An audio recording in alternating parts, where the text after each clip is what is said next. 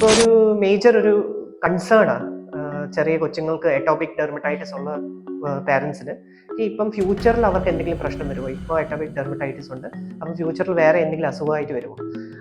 അങ്ങനെ ഒരു വരാനുള്ള സാധ്യതയുണ്ട്. അതിൻ്റെ പേരാണ് എറ്റോപിക് മാർച്ച് അല്ലെങ്കിൽ അലർജിക് മാർച്ച് എന്ന് പറഞ്ഞാൽ റിയലി ഇൻഫൻ്റ് ആയ സമയത്ത് എറ്റോപിക് ഡെർമറ്റൈറ്റിസ് അല്ലെങ്കിൽ എക്സിമ, അത് കഴിയുമ്പോൾ വലുതാവുമ്പോൾ അവർക്ക് അലർജി ടു ഫുഡ് അലർജീസ്, അത് കഴിഞ്ഞിട്ട് അലർജിക് റൈനൈറ്റിസ്, അത് കഴിഞ്ഞിട്ട് അവസാനം അസ്തമയിലോട്ട് എൻഡ് ചെയ്യുന്ന ഒരു പ്രോസസ്സിനെയാണ് അലർജി. അപ്പോൾ കമൻറ്റ് ദാറ്റ് ഏത് സ്റ്റേജിലാണ് നിങ്ങൾ?